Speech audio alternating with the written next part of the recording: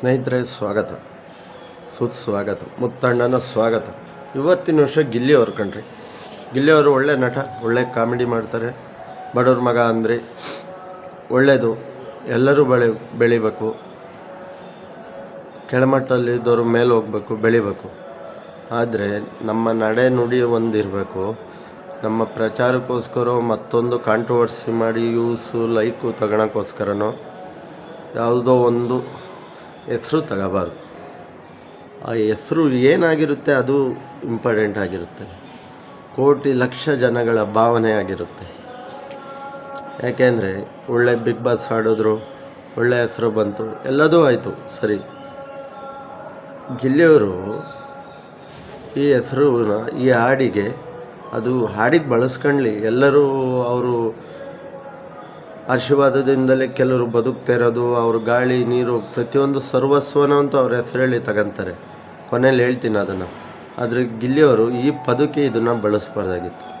ತಮ್ಮ ಯಾವಾಗಿಂದ ವಿಡಿಯೋ ಗೊತ್ತಿಲ್ಲ, ಹಳೇದೋ ಹೊಸದೋ ಅನಿಸುತ್ತೆ, ಅದನ್ನು ಡಿಲೀಟ್ ಮಾಡಿಸ್ಬಿಟ್ರೆ, ಅದು ಕಟ್ ಮಾಡಿಸ್ಬಿಟ್ರೆ ತುಂಬ ಒಳ್ಳೆಯದು. ತಮ್ಮ ಪ್ರಚಾರದ ಗೀಳಿಗೋಸ್ಕರ ಕೋಟ್ಯಾಂತರ ಭಕ್ತರ ಭಾವನೆಗಳಿಗೆ ಚೆಲ್ಲಾಟ ಆಡಬಾರ್ದು.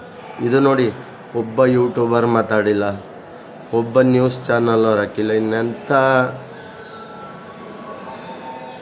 ತಲ್ಪಿರಿಕೆಗಳಿರ್ಬೋದು, ಎಂಥ ಮೆಂಟ್ಲು ನನ್ನ ಮಕ್ಕಳಿರ್ಬೋದು.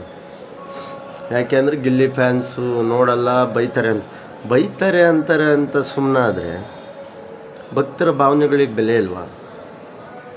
ಯಾರ ಹೆಸರು ತಗೊಂತ ಇದ್ದಾರೆ, ಯಾವ ಪದಕ್ಕೆ ಉಪಯೋಗಿಸ್ತಾ ಇದ್ದಾರೆ, ಅದಕ್ಕೊಂದು ಬೆಲೆ ಬೇಡವಾ? ನಾನು ಏನು ಹೇಳ್ತಾಯಿದ್ದೀನಿ ನಿಮಗೆ ಅರ್ಥ ಆಗ್ತಾಯಿದೆ ಅನಿಸುತ್ತೆ. ನಮ್ಮ ಗುರುರಾಯರು ಹೆಸರನ್ನ ತಗೊಂಡು ಬ್ರ್ಯಾಂಡಿ ಬೇಕಮ್ಮ ಅಂತ ಏನೋ ಬಳಸಿದಾರಲ್ಲ, ತಪ್ಪಲ್ವಾ? ಗಿಲ್ಲಿಯವರು ಇದನ್ನು ಕ್ಷಮೆ ಕೇಳಲೇಬೇಕು. ಆದಷ್ಟು ಹೆಚ್ಚು ಶೇರ್ ಮಾಡಿ ಅವ್ರಿಗೆ ತಲುಪಬೇಕು.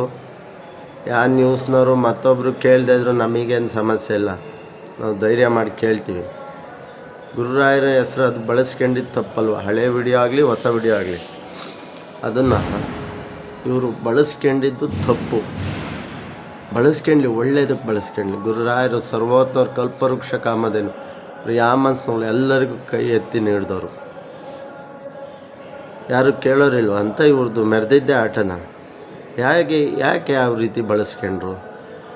ಆ ಹಾಡು, ಆ ಕ್ಲಿಪ್ಪು ಡಿಲೀಟ್ ಆಗಬೇಕು.